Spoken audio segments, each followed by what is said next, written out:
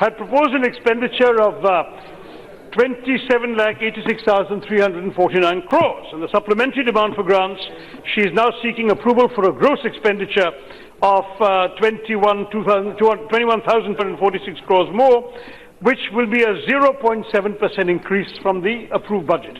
Now, that's not unreasonable. But if we were to look at all of this, the incremental cash outgo in the supplementary demands will have to be met through an increase in either borrowings or an increase in revenue. Now, sir, during the actual debate on the budget in this House, I had pointed out that the government's projections for revenue were unduly optimistic. I am sorry to say, no one likes to do it, that I told you so, but that's exactly what we are seeing today. During the 7 months of this new government, sir, the government has collected a revenue of 9.3 lakh crores out of the budget estimate of 20.8 lakh crores for the current fiscal year, not counting borrowings.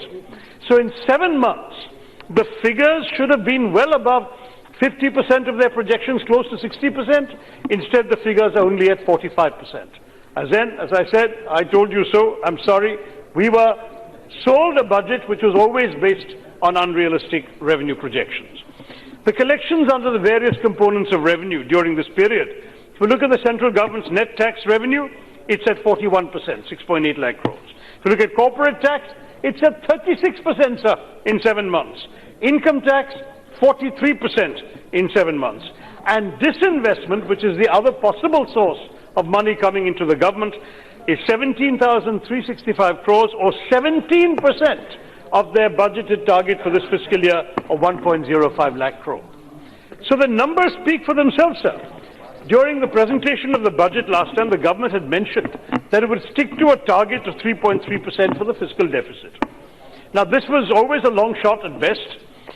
I must say that every year, the finance minister's honourable predecessor has also regularly made commitments and failed to meet them.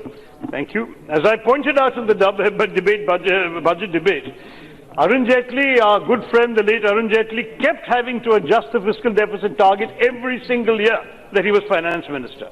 For another, there was always an assumption of a growth in tax revenue to offset increased government spending on schemes like PM Kisan, which was conceived in time for the elections.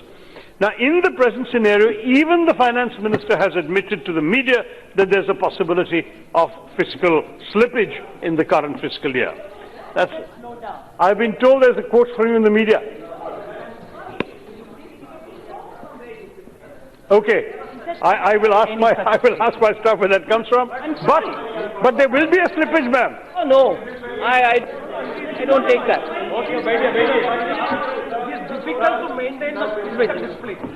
I believe your quote, exact quote is difficult to maintain fiscal discipline. Sorry, let me hear that. That it will be difficult to maintain fiscal discipline. Sorry, just 1 minute. Sorry. Okay, we will get the exact quote, but let me put it in my words. You will not, ma'am, you will have a slippage in your fiscal deficit this year. All right. That's my argument. Into my mouth. And I think you will have to readjust your figure as your predecessors have had to do.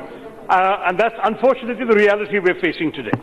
Now, on the economic conditions under which the supplementary demands are coming in, we all know that traditional economic wisdom dictates that the GDP of the country will only grow if the key contributors to it expand, such as investment, manufacturing, consumption, exports. But here we have a peculiar situation where all of these are going down and have in fact hit rock bottom. But the government still believes it can sell the idea of a $5 trillion economy without offering us a roadmap of exactly how this will happen. At least the Prime Minister keeps talking of a $5 trillion GDP, but the Honourable Mr. Nishikant Dubey believes that GDP is not important, and I'm not sure who is the more reputed economist amongst the two of them. But the fact is that GDP growth rate in the most recent quarter has been considerably lower than such fevered fantasies, at a tepid 4.5%, a sixth consecutive quarter of slowing growth. The new figures represent a stunning decline. The country's GDP was growing by more than 9% at the start of 2016, a legacy of the Manmohan Singh years, and today 4.5% has become the new normal. So with GDP growth at a 16-year low unemployment at a 46-year high, household consumption at a 4-decade low, bad loans and a rising number of non-performing assets. We are also witnessing an all-time high in terms of a drop in private investment. If we look at unemployment today, it's 7.48% in November. The labour participation rate is the lowest it's been in recent memory. And in fact, the unemployment rate touched a 3-year high in October of 8.45%. In rural areas, it's doubled from 2013-14 fiscal year to 17-18 fiscal year. There's been over a 50% increase in employment in many sectors in the urban areas, and urban males in particular have suffered. As per a working paper published by the Azim Premji University, we've seen 9 million people losing jobs between 2012 and 2018, and that's an average of about a couple of million a year between these crucial periods that the BJP was largely in power.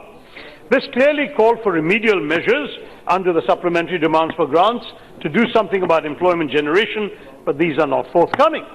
Instead, what do we have? We have salaries for police and armed forces, under which the government proposes to spend 3,387 crores to pay salaries and the cost of rations for the police, 2,000 crores for payment of salaries and allowances for the armed forces, but supplementary demands for grants are meant for expenditures that could not have been anticipated in the regular budget. But these are standard exercises. These salaries and ration costs, they haven't gone up since the budget was approved. Why was this not anticipated instead of coming back to us 4 months after the budget was already approved?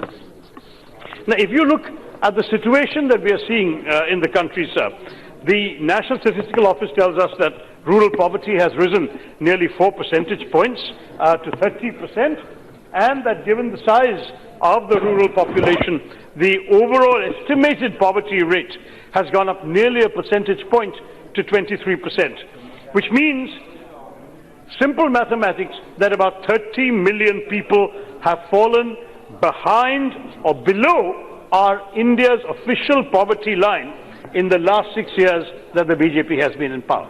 They have presided over increasing poverty. 30 million people who are above the poverty line have fallen below it. And with growing unemployment and increasing poverty,